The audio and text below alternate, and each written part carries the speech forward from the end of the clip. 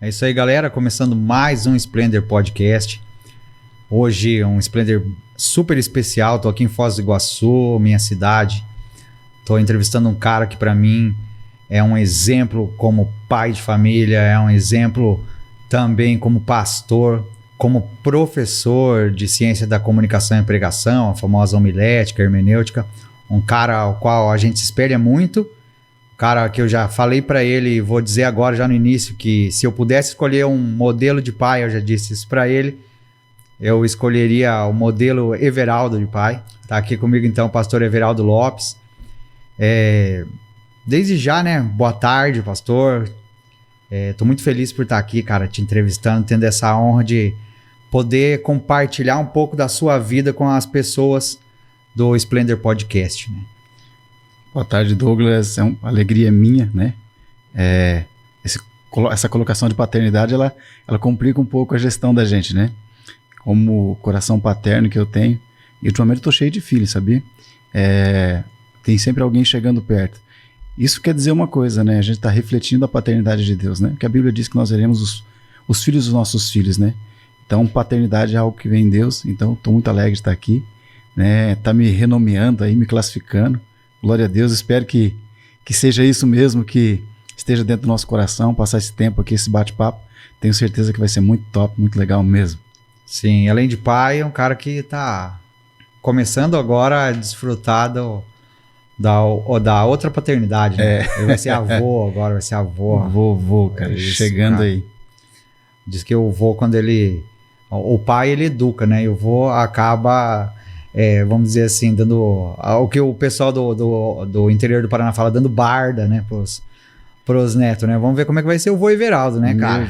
Cara, eu assim, modéstia à parte, eu fui um bom pai, né? Essa semana eu fiz essa pergunta pra mim. O que faz os meus filhos não quererem ir embora? Meu filho casou faz uma semana, mas todo dia tá lá em casa. Então, assim, o que ocorre? Os filhos, ele não precisa mais ficar comigo, ele já é livre. Mas ele escolheu voltar. Então significa que alguma coisa de paternidade eu plantei nele. Ser avô, eu vejo pelos meus pais. Quando nós somos pais, quando você, a gente não sabe o que é ser pai, né? A gente chega pedagogicamente aprendendo a ser pai. Sim. Agora, como avô, a gente já está doutorado, né? Eu já eduquei já 3, sabe. já Isso. sei, né? Então acredito que não vai ser muito difícil ser vovô, não tô ansioso. Cara, o Everaldo é um cara, assim, super pai, realmente, sabe? E como pastor, é um exemplo de amor, um exemplo de entrega, realmente. E, cara, pra quem conhece ele aqui em Foz do Iguaçu, sabe que ele é um exímio professor. Ele é um cara que sabe ensinar sobre homilética, sobre hermenêutica. E me fala aí, como que tem sido as turmas aí? Você tá ensinando, você tá com alguma turma, já formou alguma turma por esse ano? Agora como que foi? Nós formamos agora no final de 2023. A gente teve uma turma começamos com 40 alunos e concluímos com 21 alunos, 50% mais um. Os estudos afirmam que o medo das pessoas ele chega a ser maior do que a morte quando se trata de falar em público. As pessoas têm mais medo de falar em público até mesmo do que a morte, né? Porque a morte é algo que já está pré-determinado, as pessoas sabem que um dia vai acontecer. Agora, falar em público é algo que você precisa se preocupar com a reação de quem está te ouvindo, como nós aqui agora. As pessoas vão nos ouvir e vão nos avaliar.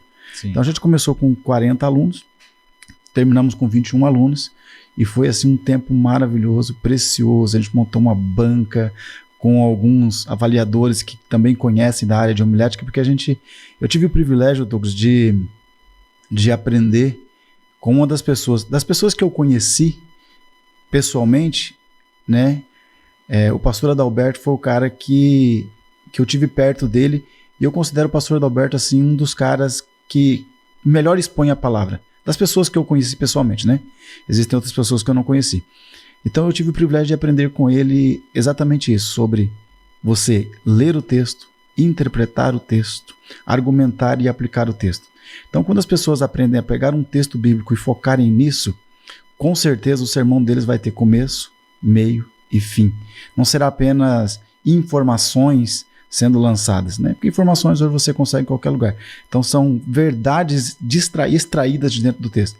Então, graças a Deus, a gente formou 21 pregadores. Foi 3 noites incríveis, 15 minutos para cada pregador. Pessoas passando mal, normalmente tinha quase que chamar o SAMU para dentro, mas foi um tempo incrível e a gente tem mais projetos para esse ano, né? Tá só começando o ano.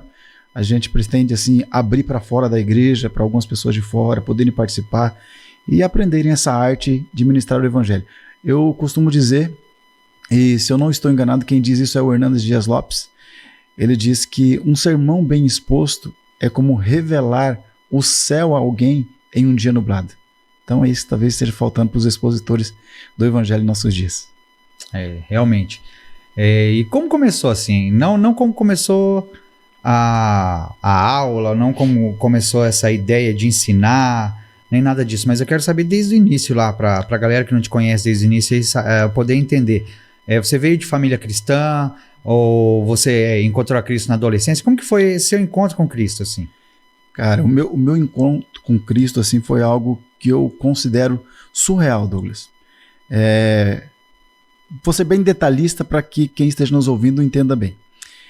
Um menino com 20 anos, um jovem com 20 anos, nascido de um lar católico, minha mãe professora de catequese, então perspectiva da vida cristã a partir do modelo evangélico era algo que não era a minha realidade. Mas aí eu conheci a pastora Martinha, a minha Martinha, né? Minha amada. Conheci ela, eu tinha 17 anos de idade, ela tinha 14 para 15 anos. A gente começou ali o nosso namoro e ela já frequentava a igreja. Mas não era... Eu tinha os problemas familiares que dificultariam, né, eu ter essa ida na igreja, mas tinha agora... A minha vida estava começando a partir de um outro relacionamento. E eu me lembro que um dia nós estávamos conversando, aí ela olhou bem dentro dos meus olhos e disse assim, ela falou assim, eu não vejo o brilho do Espírito Santo em você. E aquilo me chocou de uma tal forma que eu falei, meu Deus, a pessoa que eu estou amando não consegue ver o Espírito Santo em mim. E naquele dia eu me lembro, a minha mãe tinha feito uma promessa de que eu ia fazer primeira comunhão e crisma todo de branco. E aí eu tinha aquela roupa da primeira comunhão. Era uma calça, uma camisa branca e aqueles coletezinhos brancos, top. Peguei aquela roupa, me lembro que eu saí na porta de casa e ela não estava. E eu fui para a igreja. Inclusive, fui fazer uma visita nessa igreja do saudoso pastor... Como é que é o nome do pastor lá? Pai daquele que tá no Paraguai, agora você lembra, é teu amigo ele, Exídio Cardoso. Sim. Pastor Exídio Cardoso, foi tu, eu sei que você conheceu ele. E aí fui lá fazer uma visita ontem na igreja em que eu me converti. Isso no ano de 1998. Imagina, faz 25 anos. E aí eu cheguei, lembro que eu sentei no último banco e eu disse assim, vou sentar aqui atrás porque eu não gosto desse povo barulhento, penso que Deus é surdo. Eu sentei do lado do cara mais pentecostal daquela igreja.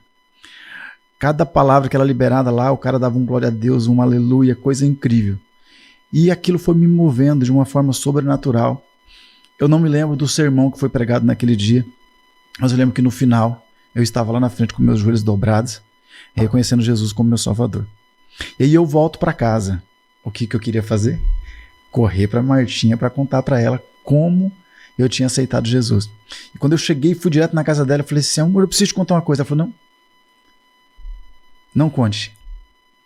Eu preciso dizer algo para você. Eu falei, o que foi? Ela falou assim, eu vejo o Espírito Santo em você. Glória a Deus, cara. Então foi uma conversão maravilhosa. Só que daí tem a questão religiosidade, né? Um cara com 20 anos que nunca tinha ido para a igreja, que não conhecia o evangelho, que passou a vida inteira cantando Zezé de Camargo, Luciano, Leandro e Leonardo.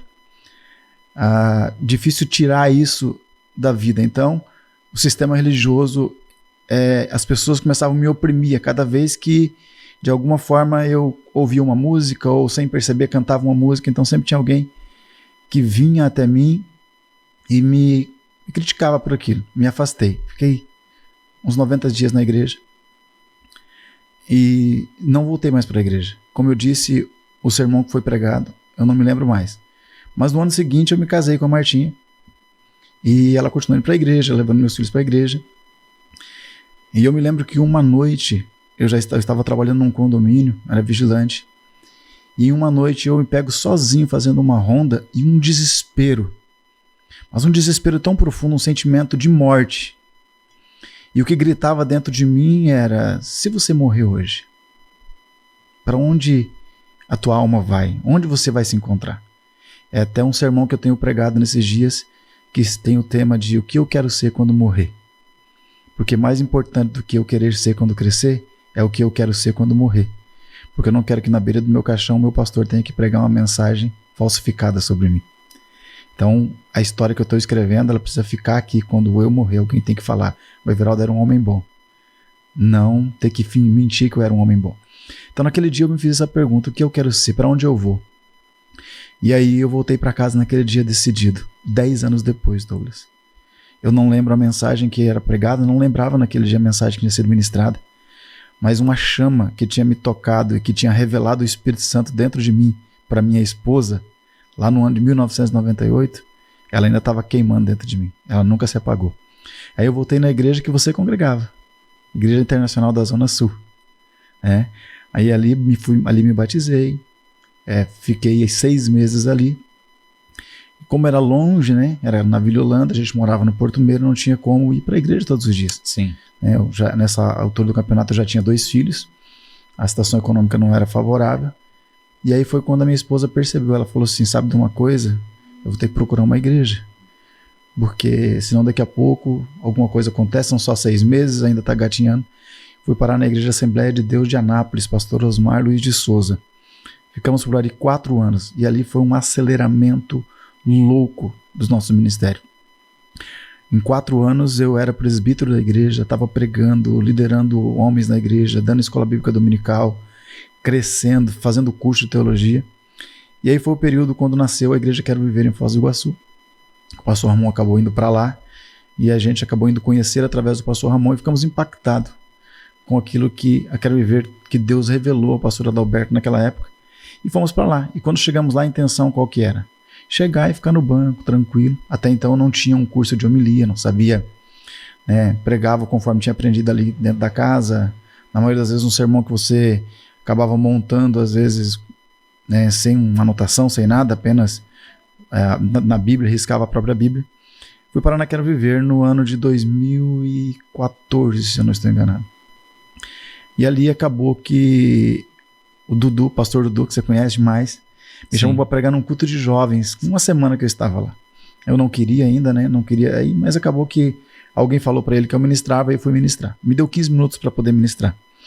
No término desses 15 minutos, eu estou terminando a mensagem, o pastor Adalberto entra pela porta dos fundos, a carequinha brilha lá no fundo, e eu disse: estou concluindo. Ele levantou a mão e falou assim: não, continua, por favor.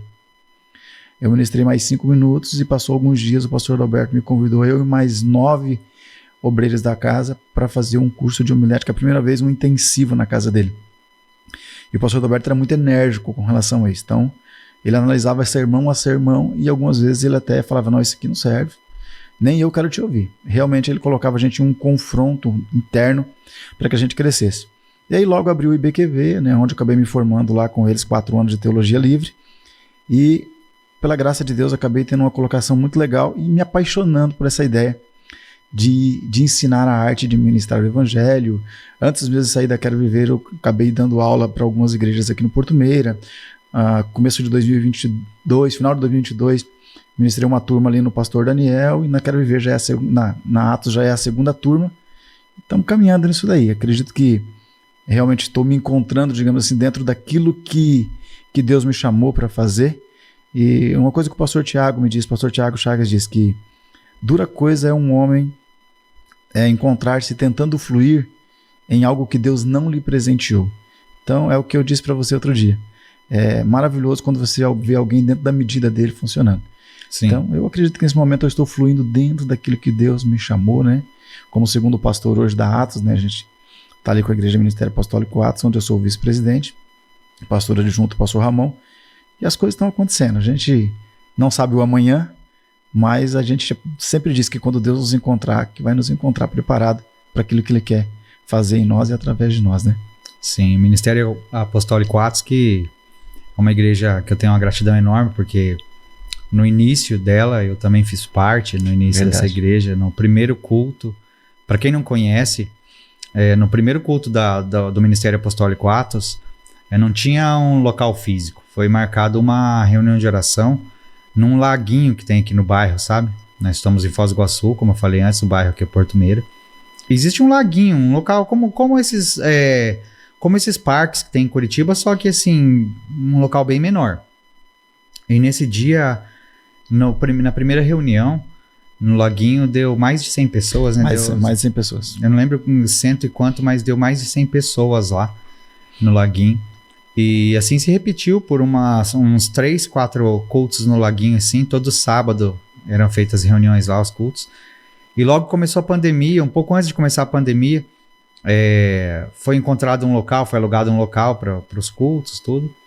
E também encheu no primeiro dia, né? Sim. No primeiro dia eu lembro que encheu, assim, não tinha nada, tinha uma caixa de som, tinha com o microfone ligado na caixa de som ali, cada um levou sua cadeira, né? E foi uma coisa que nem foi marcada, era só para ser uma oração lá. E alguém avisou que ia ter culto, e aí todo mundo foi divulgado.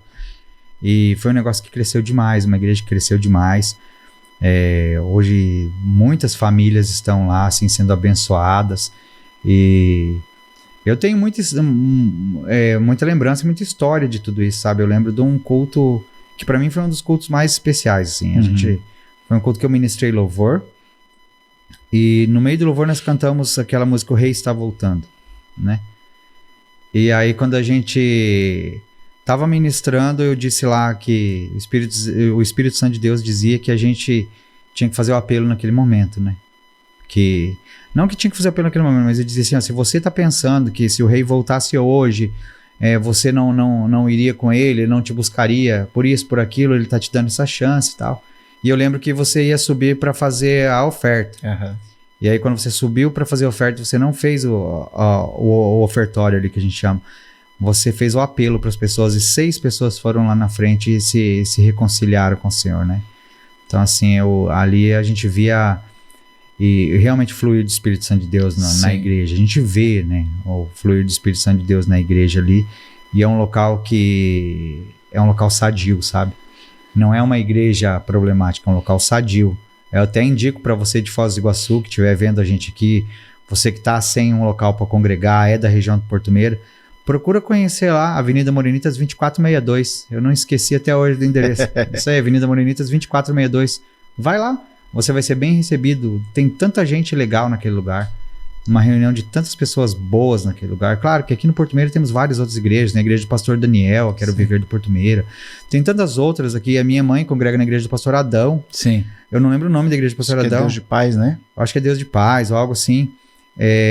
Do pastor Adão, um abraço pro senhor. Minha mãe está congregando lá. Então, assim, tem tanta gente boa aqui nesse lugar. Tem tanto lugar bom para você ir. Não fique sem um local para congregar, sabe? Não pense você naquela história que muita gente diz, eu tenho Deus e boa, eu e Deus não preciso de igreja.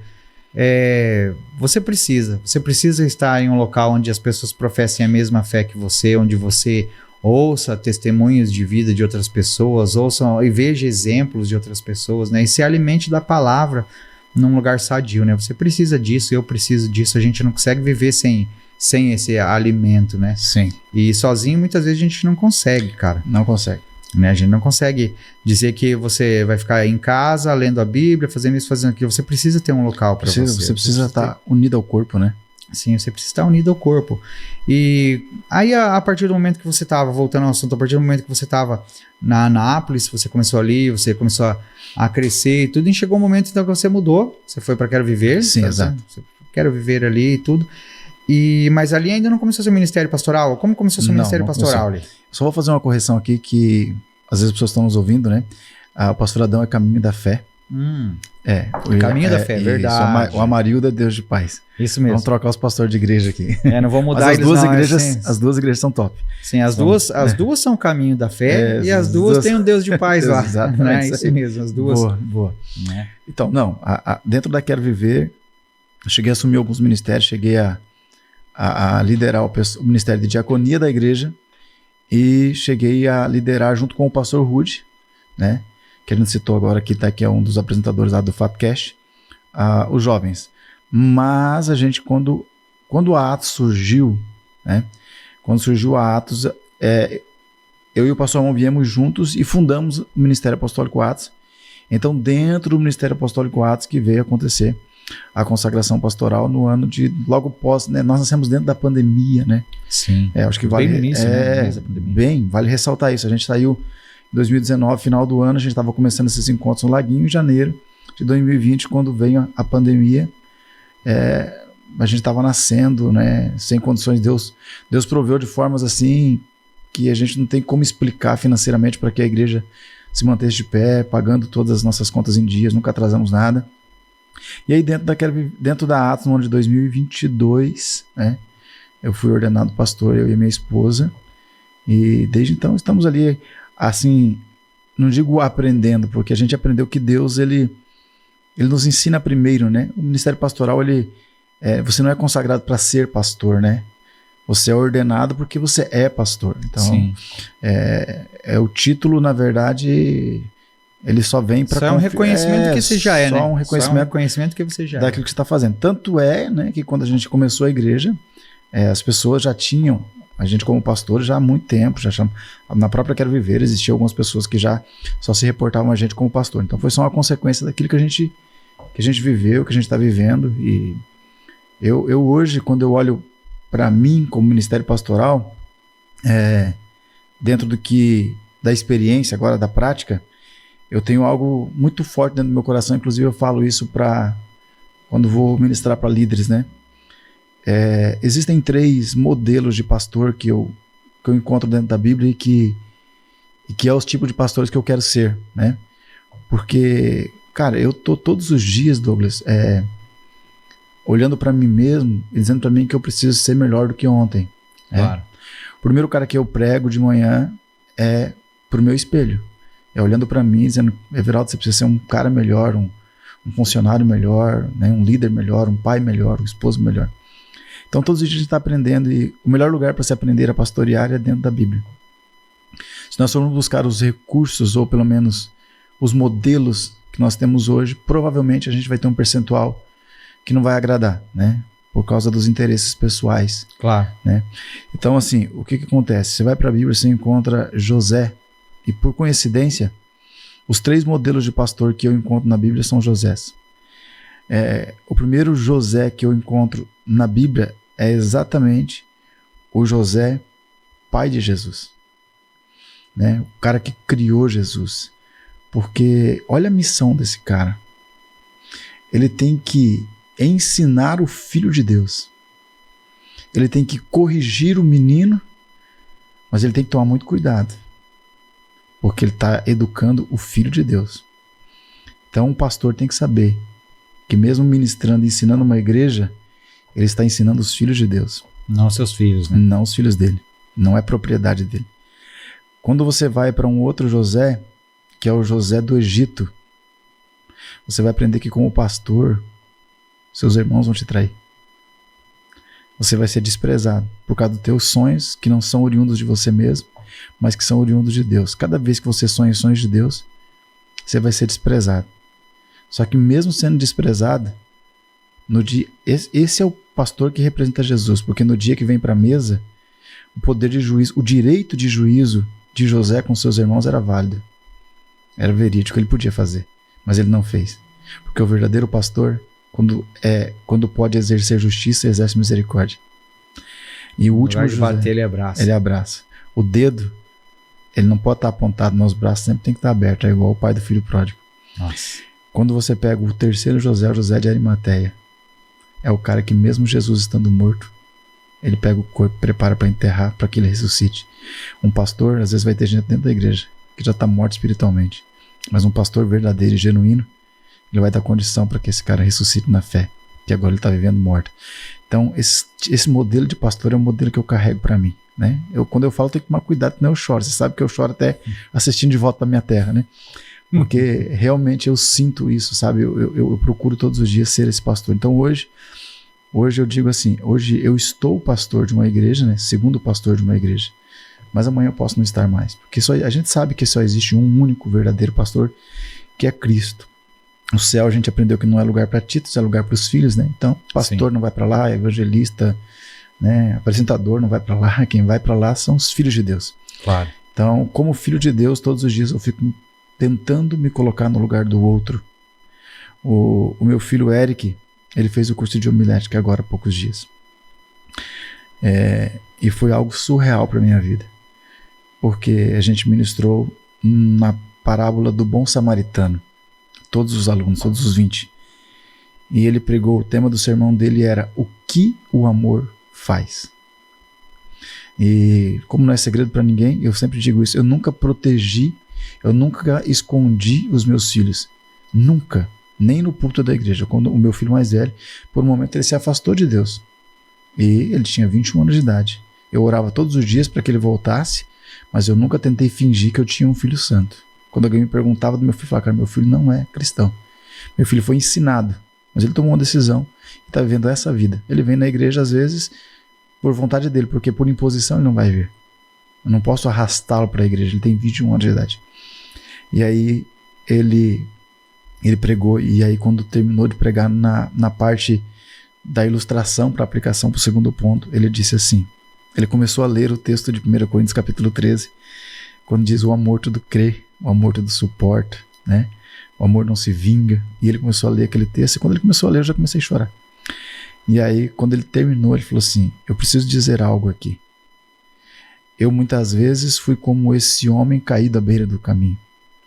Cheguei tarde na noite, às vezes embriagado, até drogado.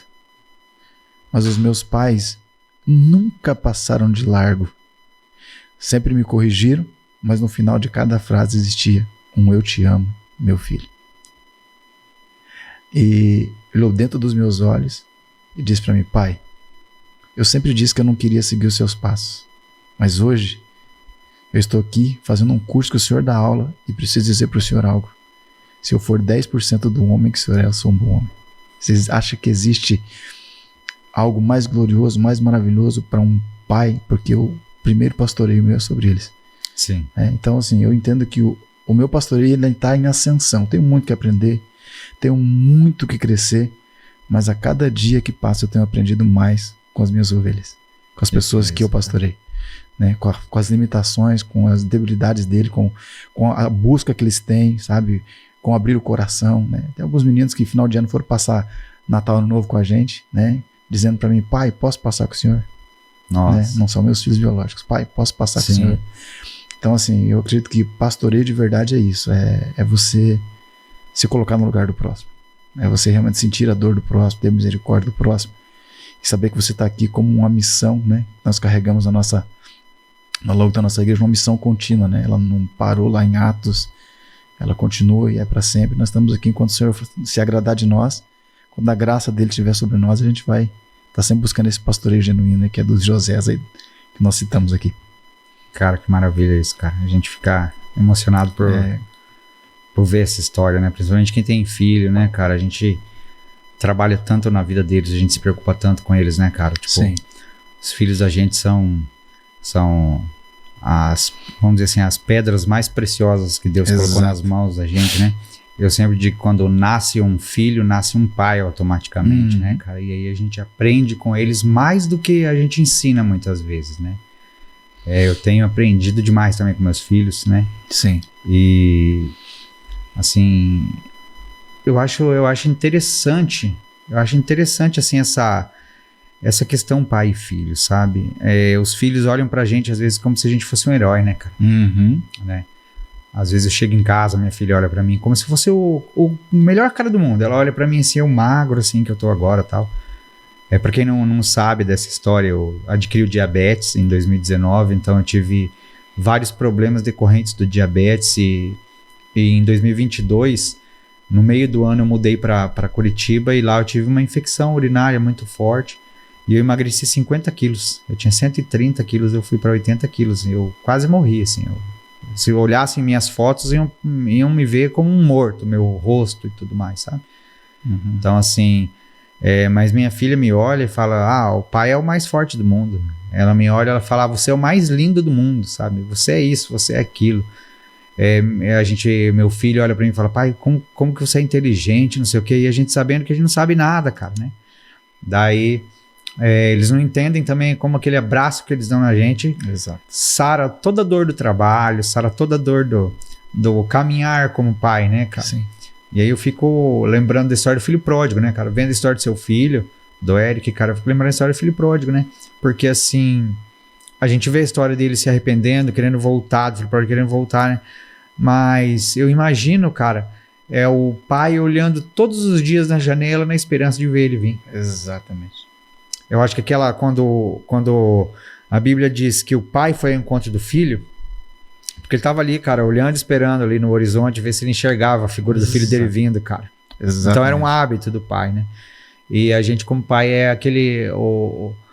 O hábito da gente é esperar realmente o nosso filho. A gente não deposita nele aquela vontade de que ele seja igual a gente, de que ele faça as nossas vontades. Não. Como pai, você deposita a sua esperança que ele seja uma pessoa boa. Né? Que ele seja uma pessoa boa, que ele seja feliz. O que mais você quer é a felicidade dele, sabendo que ele tá sendo uma pessoa boa, né, cara? E quando ele diz algo pra você, como ele disse, cara, que ele queria ser pelo menos 10% do que você é, cara. É honroso. Eu creio que isso é o pagamento de todos os dias, né, cara? De todos os dias preocupado, de todos os dias sofrendo, de todos os dias ali, muitas vezes tendo que dar uma palavra difícil pra ele, né? Tendo que falar algo que você não gostaria de falar pro seu filho, né, cara? Exato.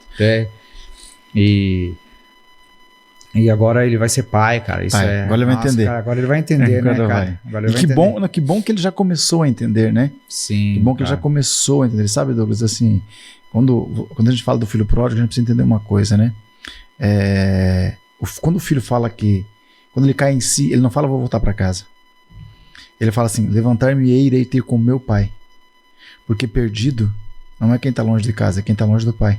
Sim. Tinha um filho dentro de casa perdido. E estava dentro de casa. Dentro de casa. Mas estava perdido porque estava longe do pai.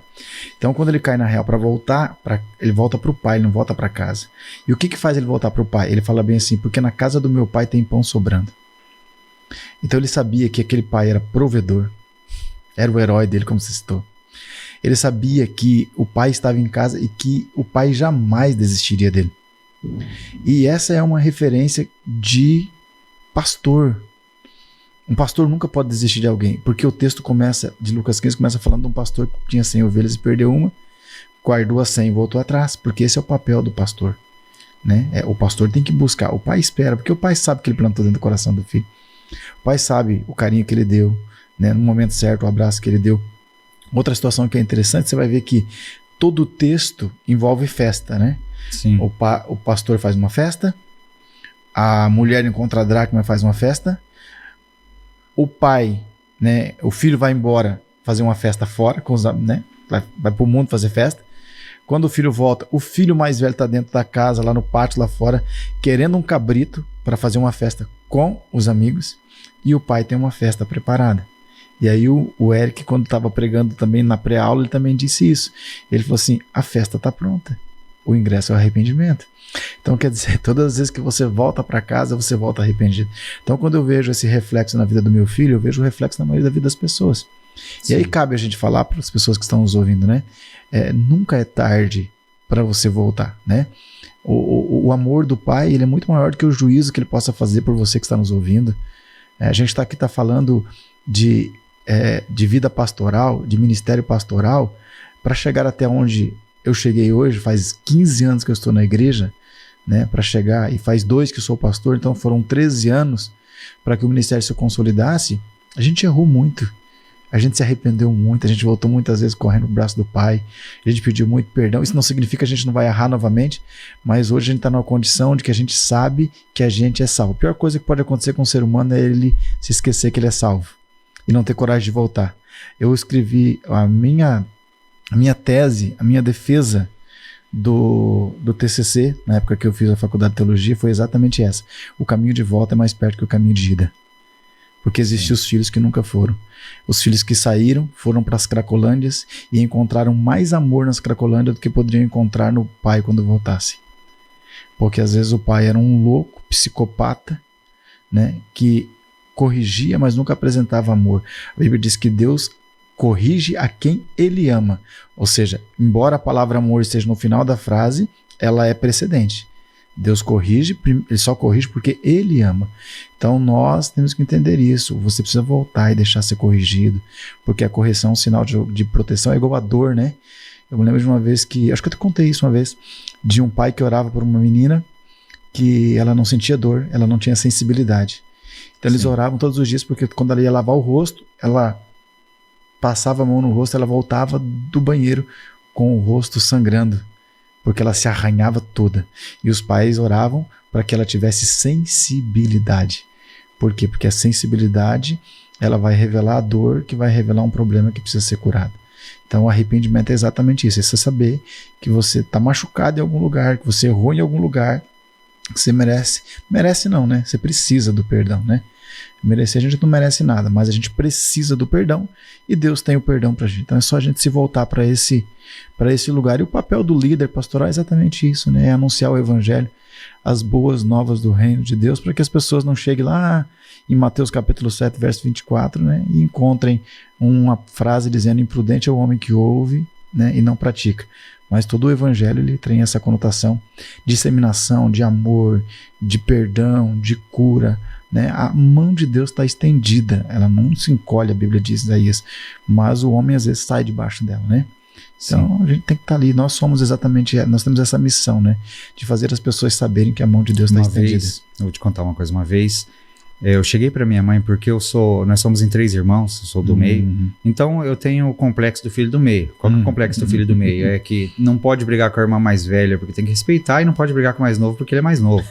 Né? Então assim, o complexo do irmão do meio, ele acredita que ele é um injustiçado em tudo, né? Então, cresci com isso, né, cara? Daí um dia, muito tempo atrás, cheguei pra minha mãe e falei: mãe, sabia que eu tenho saudade daquele tempo que eu fingia que tava dormindo no sofá da casa e a senhora me pegava no colo e me levava? Sabia que eu tenho saudade de sentar no seu colo e te abraçar e te beijar, e a senhora me beijar, contar coisas pra mim? A senhora mudou. Daí ela falou assim pra mim: eu sou a mesma, você que cresceu. Meu Deus. Então assim, eu fico analisando muitas vezes, cara, quando que a gente acredita que a gente é autossuficiente ao ponto de abandonar a Deus, cara, de abandonar o Pai.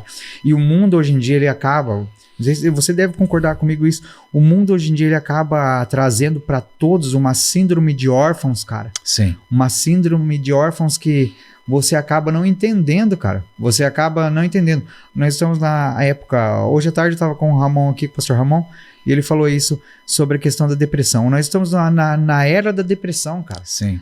Gente se matando, pastor se matando, né? O suicídio em alta aí, cara, parece uma moda, e infelizmente muita gente se adentrando, né, nessa moda, né? Muita gente, sim, por não sentir esse amor, cara. Esse amor que tá... E esse amor que tá de graça, cara. De graça. Esse amor que está de braços abertos todos os dias, né? Como a gente falou hoje à tarde, a cada manhã as misericórdias se renovam, né? Exatamente. A cada manhã Deus te dá uma nova chance de fazer tudo melhor do que você já fez. E aí o mundo insiste em te jogar para baixo. As vozes que você escuta durante o dia, as vozes que você vê pelo celular, pela internet, pelo computador, te insistem em te jogar para baixo. Insistem em te colocar num espírito de autocomiseração. Você se olha, você acha que você não pode. Você se olha, você acha que você não consegue alcançar. Ou você, como tem um cantor de rap cristão, chama Tiagão, tem uma música dele que diz assim, que uns dizem que você é alto demais, você é baixo demais, você é gordo demais, você é magro Sim. demais, você é loiro demais, você é negro demais, tudo isso. Sim. Então assim, o mundo começa a te jogar para baixo de uma forma que todas aquelas vozes acabam apagando a voz do Pai em você, Exato. acabando a voz do Espírito Santo em você, apagando isso, né? E a hora que você estava falando, eu estava mexendo no meu celular aqui, porque eu precisava abrir um versículo que é Romanos 8,15, está dizendo assim: pois vocês não receberam um espírito que os escravize para novamente terem medo, mas receberam um espírito que os torna filhos por adoção, pelo meio pelo qual clamamos, Abba, Pai. Cara, existe um espírito de adoção sobre a nossa nação. Sim. Existe um espírito de adoção sobre o Brasil, sobre o mundo, cara. Por não Sim. dizer, mas vindo para nossa realidade, existe um espírito de adoção sobre o Brasil, cara. Só que as vozes As vozes do mundo, Calam. cara, estão calando Não esse gritando. espírito dentro do coração do ser humano, cara, dentro do coração das pessoas, Fato. né, cara? É um Fato. fato isso. E eu quero dizer pra você que tá me vendo, eu quero dizer pra você que tá aí, se você tá passando por um momento de depressão, cara, seja qual for o problema na sua vida, eu quero dizer que existe um pai maior do que tudo isso, cara. Verdade. Existe um pai maior do que tudo isso. Não é a falta de dinheiro, não é a falta de ter um namorado ou uma namorada, não é a falta de comida, não é a falta de uma casa, não é nada disso que pode fazer com que você tenha essa vontade de tirar a vida, cara. Isso não provém de Deus. Isso não provém nem de você mesmo, cara. Essa depressão que você está sentindo pode ser que exista realmente a parte psicológica, a parte física disso, que você tem que tomar algum remédio, alguma coisa. Deus deixou os médicos para isso, cara. Eu acredito nisso. Mas, cara, é de um tamanho espiritual isso. Isso tem uma parte muito grande espiritualmente, cara. Então, eu convido você, onde você estiver agora vendo isso, cara, a falar com Deus. A entender que você tem um pai. Sim. A entender que se o mundo todo diz que você não tem, cara, se o mundo todo até agora te trouxe só momentos ruins, cara, existe um pai que tá te esperando como o pai da história do filho pródigo. Sim. Que quando você correr pro caminho, quando você correr na direção dele, ele vai correr ao seu encontro, cara. Sim. Ele tá aí te esperando, cara. Ele tá aí te esperando. Então entenda isso, sabe? Não deixe outras vozes calarem a voz de Deus. Mas como você faz para discernir, então, qual que é a voz de Deus, qual que são as outras vozes, cara? Você vai ouvir aquele com quem você mais conversa. Você vai ouvir aquele com quem você está habituado a ouvir. Eu ouvi uma história de um índio que estava andando junto com um outro cara na cidade, algo assim. E ele escutou um barulho. Ele falou, um grilo. E foi lá e pegou o grilo no meio do mato, assim. E daí olhou daí pegou o grilinho, colocou na mão tudo e o cara ficou espantado. O cara falou assim, cara, mas como que você ouviu o barulho do grilo? Ele falou assim, como você ouviu o barulho do grilo? No meio de tantos outros barulhos, não sei o quê. Ele falou, não, porque eu conheço o barulho do grilo, então eu consigo discernir. Falou, por exemplo, uma moeda. Se uma moeda cair aqui, você vai ouvir, todo mundo vai ver, caiu uma moeda, porque você sabe que é uma moeda. No meio de todo o barulho da cidade, no meio de toda a buzina, tudo aquilo. Então, como ele sabia, como que o índio sabia ali, porque no local onde ele vivia, ele era acostumado a ouvir o barulho do grilo, ele era acostumado, era algo que ele ouvia sempre, né? Trazendo para a questão espiritual, o Espírito Santo, ele te fala todos os dias. Se você conversar com ele, der lado para ele, você vai conseguir discernir. Uau. Quando eu jogava bola, que era moleque, quando eu era moleque que jogava bola, você viveu isso daí, eu acho que o Magno aqui também, que tá com a gente aqui hoje, eu ouvia isso também. No nosso tempo não tinha internet, não tinha computador, não tinha essa loucura, né, cara, que tem hoje toda, que a evolução trouxe e tal. E a gente ia jogar bola muitas vezes longe de casa, assim. E você tava jogando bola quando tava anoitecendo, assim, você escutava lá um grito da sua mãe. Você falava, cara, minha mãe tá me chamando. Eu falava, cara, mas não escutei nada. Você não, sabia. minha mãe tá me chamando. Parece que o som vinha só no teu ouvido, não vinha no ouvido do outro, cara. Sim. Ou no outro cara falava, minha mãe tá me chamando, cara, mas não escutei nada, tal, não sei o Sim. quê. Só que você sabia certinho, Exato. a vibração que chegava no seu ouvido, você Sim. sabia que era a voz da sua mãe. Deixa né? eu te contar uma coisa sobre isso, cara. Assim, parece até... É engraçado, né? Eu assovio e a minha mulher e os meus filhos, eles podem estar no meio de uma multidão. Mesmo eu não vendo eles, às vezes eu não sei onde que eles estão em algum lugar. Eu assovio. O que eu ouvi vai falar, o pai tá chamando. Porque a vida inteira eles me veem assoviar, eles sabem que é o meu assovio. Às vezes eu faço de propósito só pra ver. Daí rapidinho um deles vira, fala, o pai chegou, o pai tá chamando. É incrível isso. E aí você falando dessa questão assim, Douglas, dessa geração, né, dessa depressão, dessa ausência. Parece uma ausência de amor, né? Porque você fala assim, cara, o que pode levar alguém a se constranger ao ponto de tirar a própria vida, Sim. de não sentir mais felicidade, não conseguir mais estar bem com ela mesma? Porque a depressão, geralmente a pessoa não está bem com ela mesma. Sim. Né? Porque nunca as pessoas foram tão amadas como hoje. Né? As pessoas presentes, as pessoas estão sendo postagens, declarações, né, de amor nas redes sociais. Então o amor tem de sobra. Então o problema não é a falta de amor, é a falta de compreensão e recepção desse amor. A gente criou um padrão de amor muito alto e a gente acha que amor é algo que a pessoa tem que estar ali bajulando. Cara, amor envolve respeito, envolve uma série de coisas. Eu vou te dar um exemplo muito claro. Cara, acho que ninguém apanhou tanto da mãe na vida igual eu. Eu falo que a minha mãe era judia, né? O judeu era 3 vezes por dia. Minha mãe batia em nós 3 vezes por dia. Ela judiava mesmo? Ela judiava, era judia mesmo. 3 vezes, de manhã, de tarde, de noite. Minha mãe, ela era chapada em bater. Cara, e ela assim, um errou, os 3 apanhavam. E aí ela terminava de bater, ela ainda falava assim, ainda bem que não é o teu pai que tá aqui. Porque se teu pai pega vocês, vocês vão ficar uns 3 dias sem andar. Cara, nós chegava em casa, se o chapéu do pai tivesse pendurado na parede, a gente entrava assim, pé por pé. Meu pai nunca me bateu, cara. Só que a minha mãe construiu uma autoridade sobre meu pai que a gente morria de medo dele. Então, assim, hoje o que a gente está vendo? As pessoas, elas não entendem que autoridade e amor são 2 coisas conjuntas. Respeito é exatamente espelho de amor. Quem ama, respeita. Sim. Então, o que está acontecendo? As pessoas estão exigindo amor, mas eles mesmos não respeitam. Eles transgridem todas as regras que compreendem, né, que compõem o amor. E a gente está vendo as pessoas se perdendo por isso mesmo. Por quê? É mais ou menos igual... Vou usar uma palavra técnica para não entrar nesse assunto, mas é mais ou menos assim, ó, a pessoa, ela nasceu na igreja, aí ela saiu da igreja e foi para o mundo da imoralidade, de toda a imoralidade possível que você possa imaginar. E aí quando ela chega lá no fundo do poço, os prazeres da carne, né, que ela conseguiu preencher, não são mais satisfatórios. Aí o que ela faz? Ela procura uma igreja que aceita ela do jeito que ela está vivendo agora. Porque na verdade ela entende que a única coisa que pode preencher o vazio que lá atrás ela conheceu Deus. Ela conheceu Deus, saiu da presença de Deus e foi para o mundo imoral. Agora ela não tem coragem de voltar e refazer o caminho. Aí ela procura uma medida alternativa. Aí ela vai para um lugar que ela é aceita do jeito que ela é e ela vai dizer que a Bíblia avalia ela para aquilo.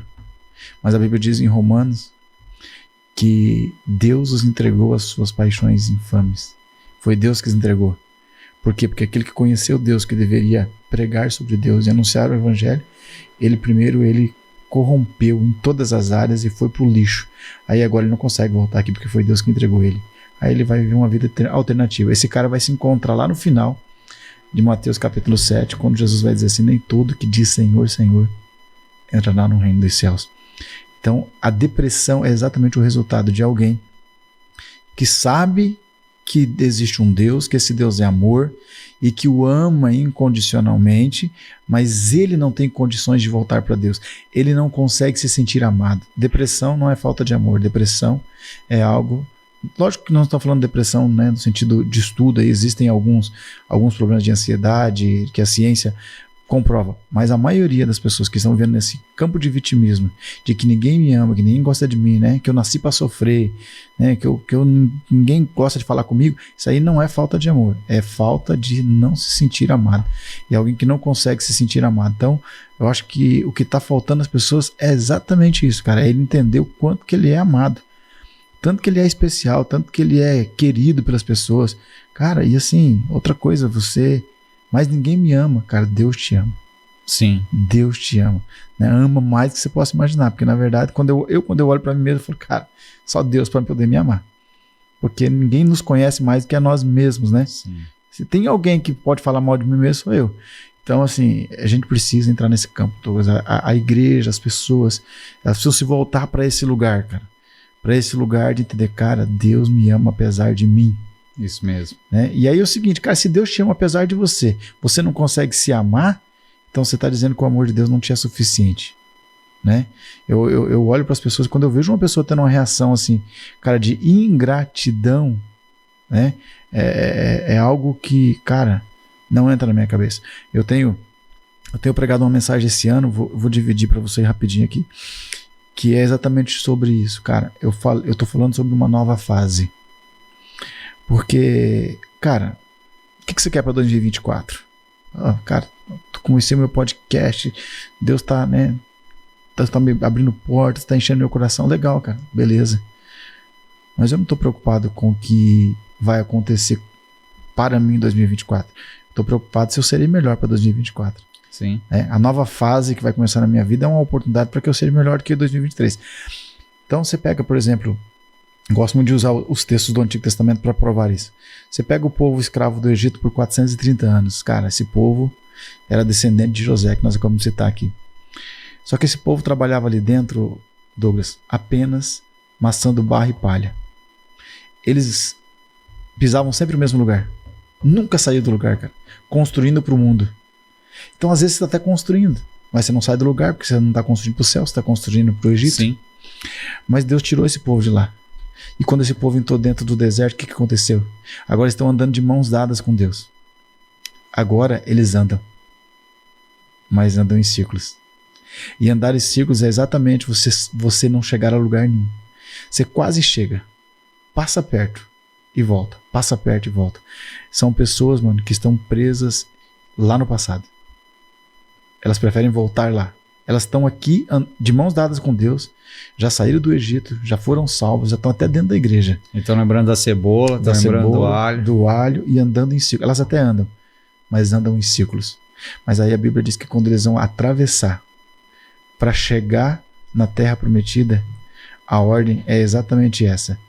Marchem, avancem. Por quê? Porque existe uma diferença entre andar em círculos e andar para frente. Porque quando você andar para frente, você vai entender uma coisa, que essa nova fase, a Bíblia vai dizer que vai ter um momento de silêncio, mas no final vai ter um grito. E quando esse grito ocorre, as muralhas que te impediam de chegar na terra da promessa vão cair. Mas vão cair porque você avançou até elas.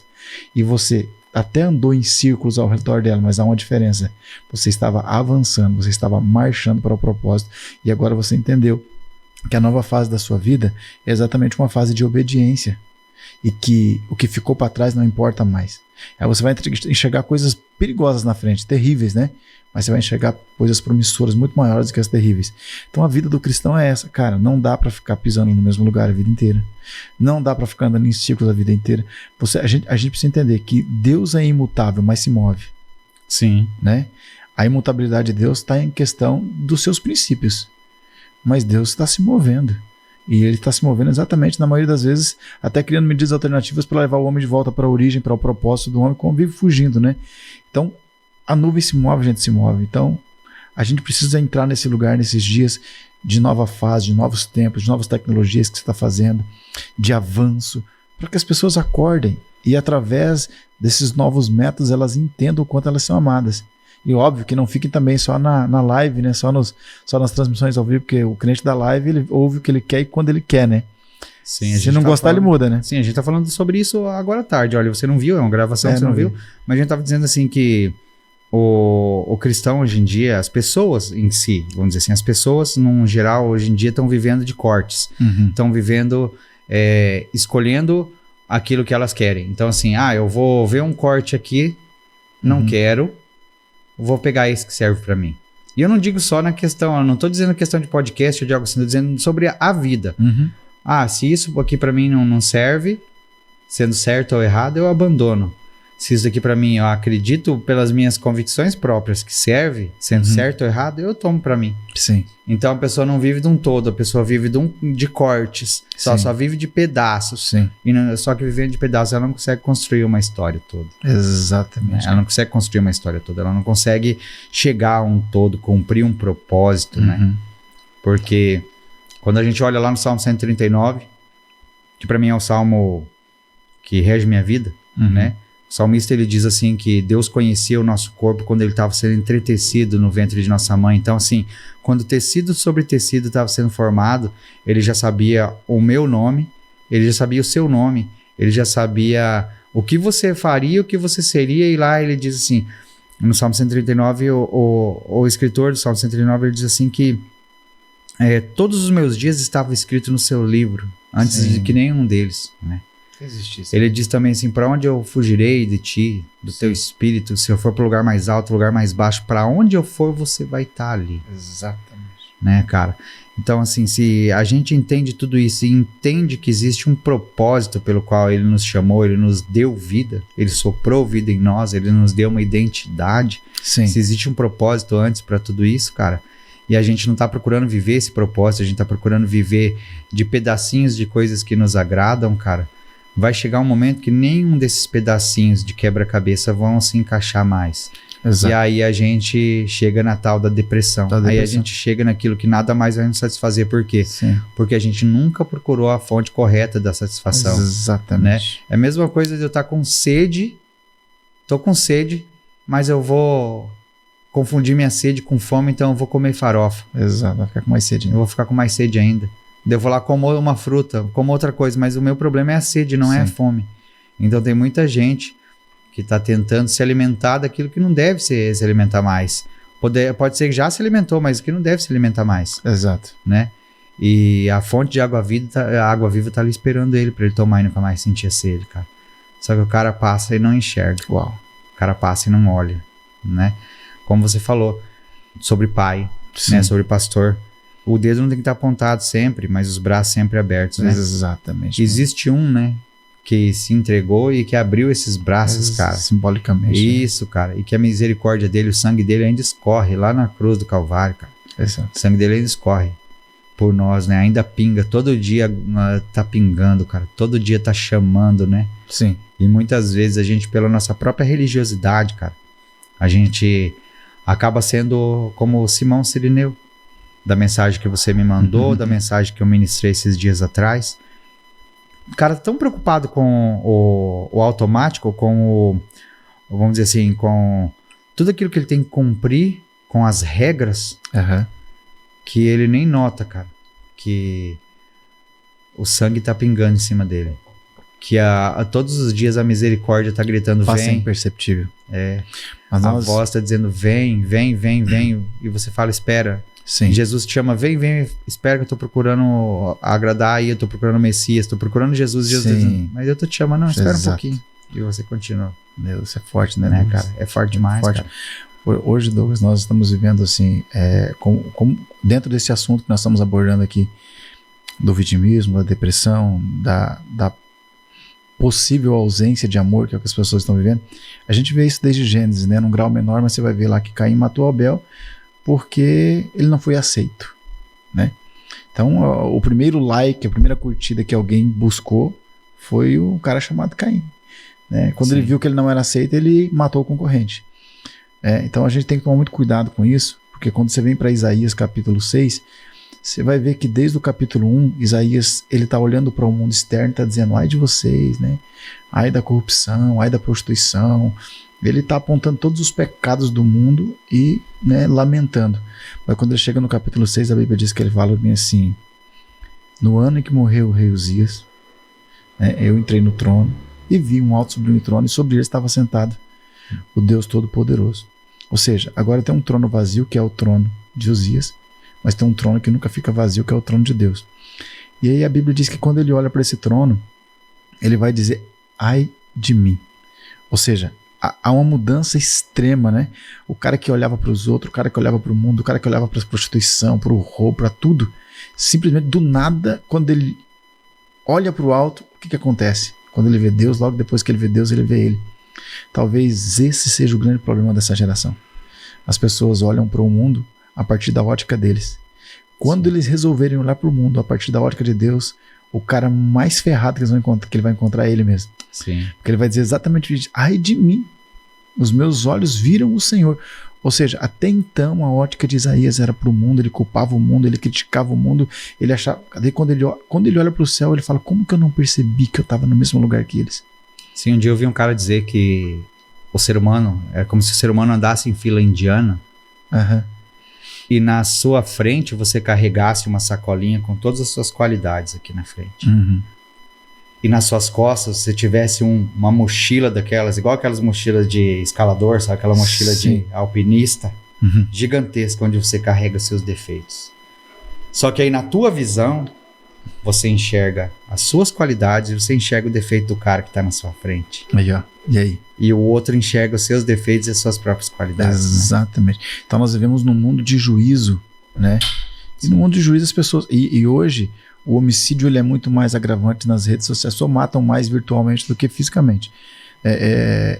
Falando, eu gosto muito de ilustrar. E ilustração faz parte dos nossos sermões que comprova a tese que a gente está defendendo, né? Então, por exemplo, ó, eu li esse tempo atrás e eu achei impactante a história de um menino. Ele é encontrado depois de 20 anos, ele encontra o professor dele no ônibus. E aí o professor vira para ele e fala para ele assim, ele vê o professor e fala, ô professor, uau, cara, que legal. Daí ele fala assim, nós nos conhecemos? Ele fala, sim, eu fui seu aluno. Daí ele fala, e agora, o que você faz da vida? Ele fala assim, eu sou professor. Ele fala, uau, cara, você é professor? Como eu? Ele falou, sim, sou professor como o Senhor, e o Senhor é a minha principal inspiração para ser um professor. Caramba. Falei, por quê? Ele fala assim, quando eu estava lá no primário, na 4ª série, né, aconteceu um fato na escola. Eu cheguei na escola e tinha um menino lá que tinha um relógio, eu gostei do relógio dele, e eu peguei o relógio. Peguei o relógio para mim. E logo no final da aula, o menino, percebendo, procurou o Senhor falou assim, ninguém sai da sala enquanto nós não encontrarmos o relógio do amigo aqui presente. E aí o Senhor falou assim, todos fiquem de pé, coloquem as mochilas em cima da mesa e eu vou procurar o relógio. Mas eu quero que todos vocês fechem os olhos. E enquanto todos nós estávamos com os olhos fechados, o Senhor passou por todos nós. Mas eu não precisava fechar os olhos, porque eu sabia que o relógio estava no meu bolso. E o Senhor chegou até mim, eu estava com os olhos fechados, o Senhor pegou o relógio do meu bolso e falou assim, já encontramos o relógio, todos estão dispensados. O Senhor nunca falou para ninguém e nem para mim sobre o relógio. Aquele dia, o Senhor matou o ladrão que poderia crescer dentro de mim, porque o constrangimento foi de tal forma que eu aprendi a maior lição da minha vida. O Senhor não se lembra disso? Ele falou assim, eu me lembro da história, mas eu não sei quem pegou o relógio, porque eu também fechei os olhos enquanto procurava. Ou seja, para corrigir, para ensinar, quem ensina não expõe. A melhor forma de ensinar é não expondo. Então o que acontece? Hoje nós estamos vivendo um ataque, e eu fico chateado, triste quando eu vejo isso nas mídias sociais, de pastores atacando pastores, sabe? As pessoas escrachando a vida dos outros. Cara, cada um tem um limite, cara, e cada um de nós vai prestar conta diante de Deus. Não há necessidade de você... Lembra da história dos filhos de Noé? Sim. Cara, você não precisa expor a nudez do outro, cara. Sabe o que acontece assim, cara? Você acha que Deus não sabe o relógio que está no meu bolso, Douglas? Sim. Deus sabe o relógio que está no nosso bolso, cara. Deus sabe as coisas que nós fizemos erradas. Então não há necessidade de alguém ficar fazendo isso. Cara, ok, é um ladrão. Nós estamos falando aqui de vida cristã. Um roubo, né? Juridicamente, o cara roubou, o cara assaltou. Existe um crime, né? Você pode levar isso para fóruns, né? E requerer direitos. Ok, beleza. Mas eu estou falando aqui de vida espiritual, que a gente precisa aprender a respeitar os limites dos outros. O melhor lugar para esconder o seu erro é no outro, sabia? E você pega a Bíblia, se eu não estou enganado, Romanos capítulo 2, se eu não estou enganado, que fala bem assim, que indesculpáveis sois vós quando julga no outro o seu pecado. Cara, essa palavra indesculpável você não encontra lá na Bíblia por qualquer coisa. A Bíblia diz que todos os pecados... sobre perdão, cara. A Bíblia tudo fala é sobre perdão, cara. Agora, você sabe por que a palavra fala sobre indesculpável, aquele que julga no outro os próprios pecados? Porque quem julga o pecado dele nos outros é Satanás. E Satanás é indesculpável. Então, quando eu olho pro Douglas e eu pego o meu pecado e escondo em você o meu pecado, porque, cara, eu sou um prostituto.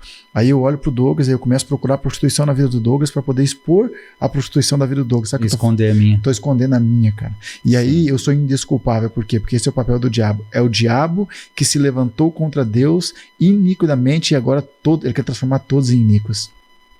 Então a gente tem que tomar muito cuidado quando a gente se levanta para apontar o dedo pro outro. Por isso que a gente tá falando exatamente sobre, cara, existe um cara que vai ser salvo através de você. E ele é responsabilidade tua. Se chama Douglas. Sim. O cara que eu tenho que salvar sou eu mesmo, cara. O próximo eu estendo a mão. O próximo eu falo do amor de Jesus. O próximo eu prego perdão. O próximo eu dou para ele uma chance. Porque, cara, fala para mim. Qual o homem... A Bíblia diz que todos pecaram e destituídos foram da glória de Deus. Qual é o homem? Você acabou de citar o Salmo aqui, né? O que é o homem para que Deus se lembre dele? Qual é o homem nessa terra que tem condições de merecer o amor de Deus? Nenhum. Ninguém, cara. Ninguém. Foi por isso que Jesus veio. Ninguém.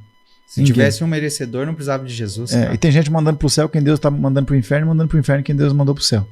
Sim. E esse é um grande problema seríssimo que nós vemos nessa sociedade, que é a falta de empatia, de amorosidade, cara. Falta de amorosidade. Ninguém pode errar com você, mano, que você, cara, enquanto o cara estiver de acordo com o que você pensa, o cara é top 5 das galáxias. Eu digo que o cara discordar de você de alguma coisa, você já joga todos os pecados no cara, condena o cara, manda ele pro inferno. Sim, é porque eu sou o centro do evangelho, né, cara? Não é Jesus, não é o sacrifício dele na cruz do Calvário e nada. Eu acabo sendo o centro do evangelho, né? O evangelho que eu criei pra mim mesmo, né? Sim, exatamente. O meu evangelho de bolso, né? Exato. Porque hoje à tarde a gente estava falando aqui com o pastor Ramon sobre isso, sobre a situação de que hoje, infelizmente, você encontra um leque, vamos dizer, você encontra um cardápio de igrejas temáticas, daquilo que você quer. Então, assim, se eu preciso de cura, eu tenho uma igreja que eu vou lá só para receber a cura, saio fora. Uma igreja rodoviária, uma igreja hospital, tá sempre cheia, mas sempre pessoas diferentes. Exato. Se é uma igreja, se eu tenho o meu pecado de estimação, infelizmente todo mundo tem um pecado de estimação e que tem que matar esse pecado de estimação, né? Eu sou o meu pior inimigo. A gente sabe disso. Sim. Nós somos o nosso pior inimigo. Então, assim, eu baseio o meu pecado de estimação para eu ir para um local onde o meu pecado de estimação é passado pano, é encoberto ali. Exato. Né? Então, eu quero ir para um lugar. E outras vezes, a gente nota também, cara, vamos dizer assim, uma preguiça em procurar entender o evangelho real, entender a verdade do evangelho de Cristo. Então, sim, assim, eu vou e vou escutar o que o cara tem para dizer, ao invés de procurar a Bíblia, eu vou procurar um oráculo, entre aspas, um profeta do Pix, que chega para você e diz assim, eu vou fazer tal coisa na sua vida e você vai me dar tanto. Eu vou orar, você vai ser curado, e aí você me vai fazer uma oferta de R$1.000. Sim. Eu vou orar, você vai ser curado e você vai me fazer uma oferta de R$10.000.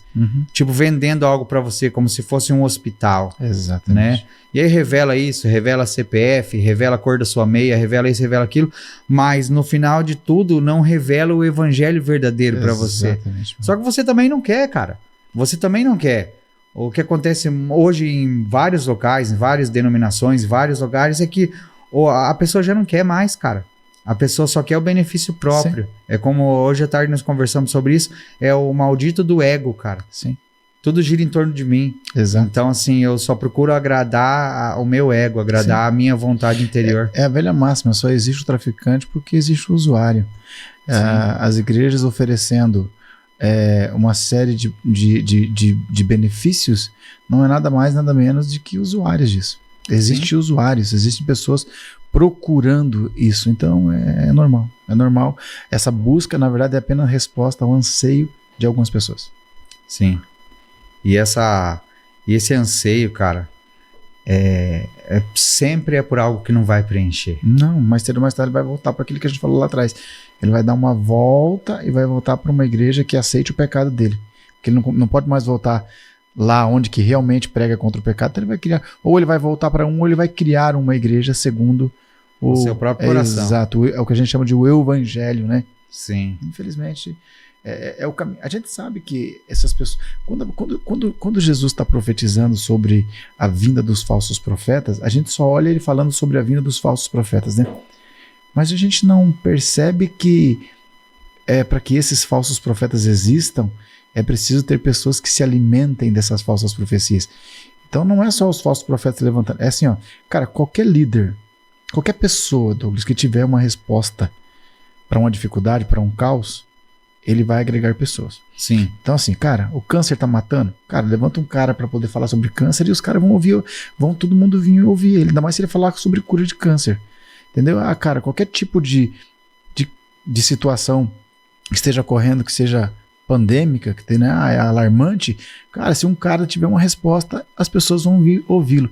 Então esse é o grande problema. As pessoas, elas estão se apropriando de respostas que Deus não vai dar, porque Deus responde às respostas das pessoas mediante ao evangelho. Cara, quem não responde ao evangelho provavelmente não vai ouvir o céu, porque a resposta do evangelho ela está dentro, né, a resposta para as coisas do céu estão dentro do evangelho. Aí as pessoas ficam procurando respostas aleatórias. Elas vão encontrar um cara que vai responder ela por um valor no Pix, como você acabou de citar, por uma campanha interminável, vai ditar tempo e horas, né, para que as respostas sejam alcançadas e assim sucessivamente. Então a gente tá vendo, por que nós estamos vendo pessoas com boa comunicação, pessoas intelectuais, pessoas cheias de vãs filosofias, que a Bíblia fala sobre isso, atraindo mais pessoas do que o evangelho. Cara, é mais fácil você ir numa igreja que prega sobre prosperidade e encontrá-la cheia do que se encontrar uma igreja do Hernandes Dias Lopes cheia, que é uma igreja que, na minha opinião, tem um evangelho genuíno, puro, verdadeiro, centralizado na palavra de Deus. Então nós estamos vendo exatamente assim uma pseudo-publicidade, né, de um falso evangelho sendo aceita, consumida pelas pessoas como se fosse... E ai de você, se você querer oferecer um evangelho verdadeiro, ele vai ser desprezado, desvalorizado, jogado ao chão, vão pisar por cima, porque infelizmente as pessoas só querem aquilo que lhes é conveniente, infelizmente. Isso mesmo, cara. Na era da inclusão, a gente acaba se sentindo excluído, cara. O evangelho, na era da inclusão, o evangelho verdadeiro se sente excluído. Exatamente. Porque o povo esses líderes tendem a agradar o público para receber em troca os benefícios desse agrado, né? Exatamente.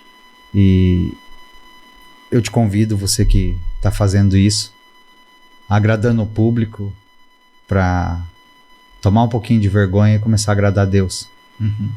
Te convido para abrir o seu coração, não para mim, para Deus, pô. Foi Ele que te chamou lá no começo, você lembra? Você lembra quando Ele te chamou, quando Ele disse, ó, vou te dar um povo para você guiar. Eu quero que você lembre também que a ovelha não é sua, entende?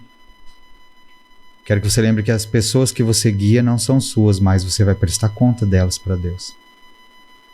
Então eu te chamo nesse momento para se arrepender realmente. Se isso que a gente fala às vezes te confronta, tenha certeza que é o Espírito de Deus tentando te mostrar alguma coisa. Eu sei que a gente pode falar um monte de coisa para você e como a palavra diz, cara, acaba retendo aquilo, retendo bem, sabe? Tem muita coisa que pode entrar no ouvido e sair no outro, tem coisa que não se aplica a você, mas ore a Deus. O Espírito Santo de Deus, ele se move no meio do seu povo. Ele está aqui, Jesus Cristo disse que deixaria o Espírito Santo de Deus. Ele tem vamos dizer assim, um atributo de consolador. Ele que convence do juízo, da justiça, do pecado. Então pergunta para ele como está a sua vida. Faça uma autoanálise, sabe? Faça uma autoanálise e também peça uma análise do alto. Peça para ele te analisar e dizer para você o que você precisa mudar, cara. Tenho certeza que você não entrou nesse podcast aqui para assistir à toa. Existe um propósito para todas as coisas, como no Salmo 139 diz que todos os dias das nossas vidas estavam escritos no livro de Deus antes que nenhum viesse a existir. Tenho certeza que hoje, nesse momento, nessa hora que você está aí vendo, foi marcado para que você ouvisse essa palavra e que você entendesse realmente que Deus te chama para uma mudança genuína de caráter, uma mudança genuína de postura, uma mudança genuína de mentalidade, uma metanoia, como nós chamamos. Muda, cara. Deus te chama para um novo tempo, para a sua vida. Então muda, faça isso. Pastor, quero te agradecer, cara. Quando a conversa é boa, passa tão rápido, cara. Passa tão rápido que a gente nem nota o tempo passando. Considerações finais aí sobre tudo. Cara, não há nem do que agradecer. Para mim é um privilégio, né? Ressaltando aqui o meu primeiro podcast, deixar arquivado o primeiro podcast para que as pessoas saibam, tá? E realmente, assim, cara, falar de Deus é algo que a gente não consegue descrever, né? Falar de Deus é algo maravilhoso, é um privilégio. Eu tenho um entendimento que é uma oportunidade, como você falou, para as pessoas, delas refletirem, né? Analisarem como que elas estão vivendo, como marido, como filho, como patrão, como empregado, como pai. Tudo que você possa imaginar, né, da vida para a vida, porque viver de verdade é viver dentro do Evangelho, tá contido no Evangelho. A gente não precisa procurar fora, não. Tem muita coisa boa dentro do Evangelho que é estrutural, que é base para a nossa vida. Então, só te agradeço demais mesmo, mano, por essa oportunidade de poder estar junto aqui e falar de Deus, e como a boa exposição do Evangelho que a gente ensina, são, segundo um autor que eu não lembro o nome agora, são 30 minutos capaz de ressuscitar mortos. Nós estamos aqui mais de 1 hora, então já dá para ressuscitar algumas coisas e até algumas pessoas. E eu acho que a exposição do Evangelho é suficiente. Cara, não precisa contra-atacar a vida pessoal nem sentimentos de ninguém. O Evangelho por si só ele tem essa missiva de fazer com que a pessoa reflita na vida dela de respeito, educação, moral, como viver socialmente, como respeitar o próximo, como ser fiel à sua esposa, como ser fiel ao seu esposo. Então, a exposição do Evangelho ensina isso. A gente libera isso e as pessoas decidem para onde elas querem ir, para onde elas querem caminhar, né? Se elas querem caminhar dentro de uma vida plena, correta em Deus, nós temos o Evangelho. Qualquer coisa fora disso, a pessoa corre um risco gravíssimo, de não chegar no mesmo lugar que nós estamos apontando, que é o céu. Isso aí. Agradecendo também novamente aqui para o Magnum. Quero pedir para vocês acompanharem ele nas redes sociais. Tem a Magnum Rock Machine, a banda dele, muito top. O cara que ele tá envolvido, sei lá quanto tempo, cara. Desde que eu conheço ele, desde moleque eu vejo ele com violão na mão. Ele tem um podcast também muito conhecido aqui na região oeste do Paraná. Podcast top pra caramba. Que é onde nós estamos aqui no estúdio dele. Que é o Guarda Volume Podcast. Procure aí, galera. Procure. Ele já entrevistou tanta gente, cara. Tem tanta coisa legal, tá? Então procure ele aí. Novamente agradecendo a vida dele, pelo espaço, por tudo isso que ele cedeu pra gente. Que o Espírito Santo de Deus possa cada dia mais e mais capacitar ele. Possa cada dia mais e mais capacitar a esposa dele, a sua família. Que o Espírito Santo de Deus possa tocar nos seus corações a cada instante, mostrando qual é a vontade dele. Porque a palavra de Deus diz que a vontade de Deus é boa, perfeita e agradável. Então algo que é bom, perfeito e agradável tem que ser realmente para as nossas vidas. Nós temos que buscar isso todos os dias. Eu digo isso para você também. Que você possa viver essa vontade de Deus em sua vida. Que a sua vida tenha então momentos bons, perfeitos e agradáveis dentro de Jesus Cristo, porque ele disse, eu sou o caminho, a verdade e a vida. Então se ele é o caminho, nós temos que andar nele, nós temos que estar dentro de Jesus Cristo, para que assim ele nos proteja, nos cubra, como eu falo sempre nas minhas orações com as minhas crianças em casa. Deus, cubra-nos como a galinha faz com seus pintinhos, debaixo de suas asas, né? Que Deus possa estar te cobrindo debaixo de suas asas e abençoando sua vida cada dia mais e mais, e que a chama do Evangelho dentro do seu coração possa nunca se apagar, possa só crescer, possa só aumentar, fagulha por fagulha, e assim você possa refletir aquele que te criou, assim você possa refletir o amor daquele que te chamou, para amar, para viver uma vida com propósito, não só viver por viver. E mais uma vez eu quero dizer isso para você.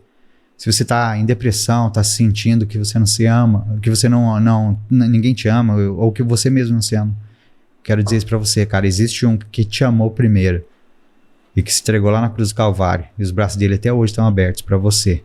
Basta você voltar. Como a história do filho pródigo que a gente contou aqui. Que o filho pródigo veio e o pai correu ao encontro. Deus está lá, de braços abertos, esperando você. Corre para ele, não espera muito tempo não. Tá bom? Deus te abençoe. Em nome de Jesus. Glória a Deus. Amém. Amém.